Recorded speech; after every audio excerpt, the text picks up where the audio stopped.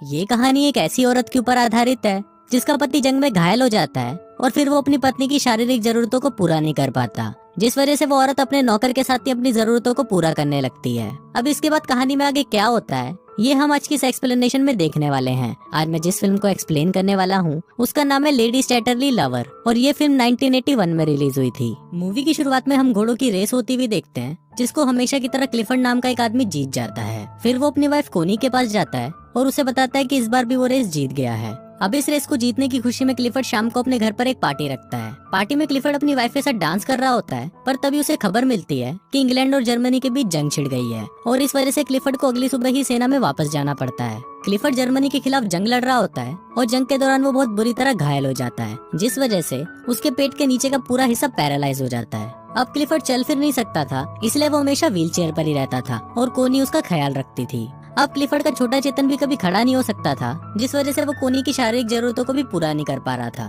अब एक दिन क्लिफर्ड कोनी को बोलता है कि तुम मेरी वजह से अपनी बाकी की लाइफ बर्बाद मत करो। अगर तुम्हें कोई लड़का पसंद आता है तो तुम उससे प्यार कर सकती हो। इसके अलावा तुम दोनों का कोई बच्चा भी होता है तो मैं उसे अपना वारिस बना लूंगा। लेकिन कोनी उसे बोलती है कि मैं सिर्फ तुमसे ही प्यार करती हूँ और मुझे तुम्हारे अलावा कोई नहीं चाहिए। अब वो दोनों आपस में बातें कर ही रहे होते हैं कि तभी वहाँ पर क्लिफर्ड का गेट कीपर ओलिवर आता है। फिर क्लिफर्ड ओलिवर को बोलता है कि तुम मुझे मेरे घर तक छोड़ दो, तो ओलिवर उसे घर छोड़ने जाता है। ओलिवर की नजर जब कोनी पे पड़ती है तो उसे कोनी बहुत ही ज्यादा पसंद आती है और वहाँ से जाते वक्त वो मुड़कर बार बार कोनी को ही देख रहा होता है। एक दिन क्लिफर्ड की तबीयत अचानक खराब हो जाती है और वो लोग तुरंत एक डॉक्टर को बुलाते हैं, पर वहाँ पर एक नर्स आती है जिसका नाम मिस बोल्टन होता है और वो क्लिफर्ड का इलाज करने लगती है। इसके बाद क्लिफर्ड कोनी को बोलता है कि तुम ओलिवर के पास जाकर पता करो कि मुर्गी ने अंडे अच्छे दिए हैं या नहीं। अब कोनी क्लिफर्ड की बात मानकर ओलिवर के पास चली जाती है जो जंगल के बीच बने हुए एक कैबिन में रहता था। वहाँ पहुंचकर कोनी देखती है कि ओलिवर अपने पूरे कपड़े उतारकर नहा रहा होता है। अब ओलिवर को इस तरह देखकर कोनी के तन बदन में आग लग जाती है और वो इमेजिन करने लगती है कि ओलिवर वहीं पर ही उसके साथ घपाघप कर रहा है। अब कोनी के अंदर हवस इतनी ज्यादा बढ़ चुकी थी कि वो ओलिवर से मिले बिना ही वापस घर आ जाती है और क्लिफर्ड के पूछने पर वो बताती है कि ओलिवर उसे मिला ही नहीं। अब रात को कोनी जब सोने जाती है तो उसे बार बार ओलिवर के ही ख्याल आने लगते हैं। कोनी चाहकर भी ओलिवर को बुला नहीं पा रही थी और वो बस पूरी रात उसी के बारे में सोचती रहती है और उसको इमेजिन करते हुए अपने मौत के कुएं में उंगली डालने लगती है। अगले दिन क्लिफर्ड फिर से कोनी को अंडे देखने के लिए भेजता है और इस बार जब कोनी ओलिवर के पास जाती है तो ओलिवर उसे ढंग से बात तक नहीं करता।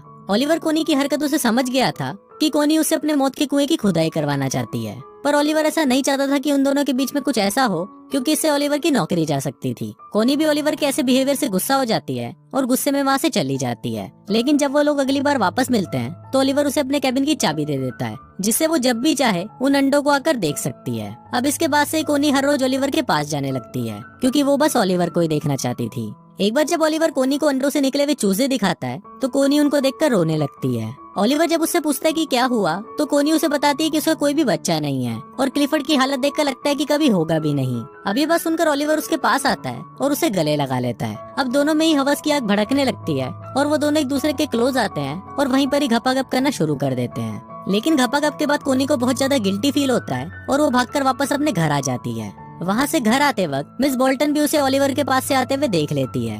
अब ऐसे ही कई दिन बीत जाते हैं और बहुत दिनों तक कोनी ओलिवर से नहीं मिलती। वो ओलिवर से प्यार तो करने लगी थी पर इसके साथ ही उसे लगता था कि ये सब करना भी गलत है। दूसरी तरफ ओलिवर भी कोनी को देखने के लिए तड़प रहा था और एक दिन वो उसे देखने के लिए उसके घर तक आ जाता है। अब उसे कोनी तो वहाँ पर नहीं दिखती पर मिस बोल्टन उसे वहाँ पर देख लेती है। अब एक दिन जब कोनी घर के बाहर बैठी होती है तो ओलिवर उसके पास आता है। फिर ओलिवर उसे पूछने लगता है कि क्या हमने कुछ गलत किया है, तो कोनी उसे बोलती है कि नहीं। फिर ओलिवर उसे अपने साथ जंगल में ले जाता है और वो दोनों वहीं पर ही घपाघप करना शुरू कर देते हैं। इसके कुछ दिनों बाद कोनी फिर से ओलिवर के पास जाती है और उसे बोलती है कि मुझे एक बच्चा चाहिए। ओलिवर उसे पूछता है कि फिर क्लिफर्ड का क्या होगा, तो कोनी बोलती है कि मैंने क्लिफर्ड से बात की है और वो एक बच्चे को अपना वारिस बनाना चाहता है। फिर ओलिवर उसे पूछता है कि क्या क्लिफर्ड को हमारे बारे में पता है, जिस पर कोनी उसे बोलती है कि नहीं। कोनी उसे ये भी बोलती है कि मुझे पता है कि जब क्लिफर्ड को पता चलेगा तो वो क्या बोलेगा, पर मैं तुम्हारे बिना रह नहीं सकती। अब ओलिवर बच्चे के लिए मान जाता है और वो कोनी को बोलता है कि मैं चाहता हूँ कि तुम एक रात मेरे साथ मेरे कैबिन में बिताओ। इसके बाद जब कोनी घर आती है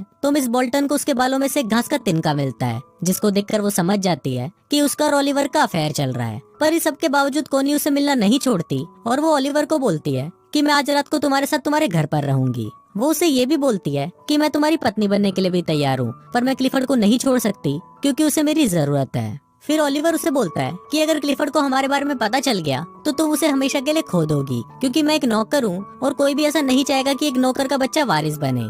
अब कोनी जब वापस अपने घर आती है तो उसे आते वक्त शाम हो जाती है। घर आकर वो देखती है कि क्लिफर्ड बाहर ही बैठा होता है। फिर कोनी उसे पूछती है कि तुम बाहर क्या कर रहे हो, तो क्लिफर्ड उसे बोलता है कि मैं सनसेट देख रहा हूँ। यहाँ क्लिफर्ड ऐसा दिखा रहा था कि उसे कुछ नहीं पता, पर क्लिफर्ड को कोनी और ओलिवर के अफेयर के बारे में पता चल चुका था। अगली रात क्लिफर्ड के सो जाने के बाद कोनी ओलिवर के पास जाती है, जहाँ वो दोनों एक घर में जाते हैं और वहाँ पर घपाघप करना शुरू कर देते हैं। दूसरी तरफ क्लिफर्ड की भी नींद खुल जाती है और वो किसी तरह कोनी को देखने के लिए उसके कमरे में जाता है, पर वहाँ जाकर वो देखता है कि कोनी अपने कमरे में नहीं होती। सुबह होते ही क्लिफर्ड कोनी को घर आते हुए देखता है। अब इससे पहले कि क्लिफर्ड उसे कुछ बोले, कोनी उसे बोलती है कि तुमने ही तो बोला था कि अपने लिए किसी आदमी को पसंद कर लो।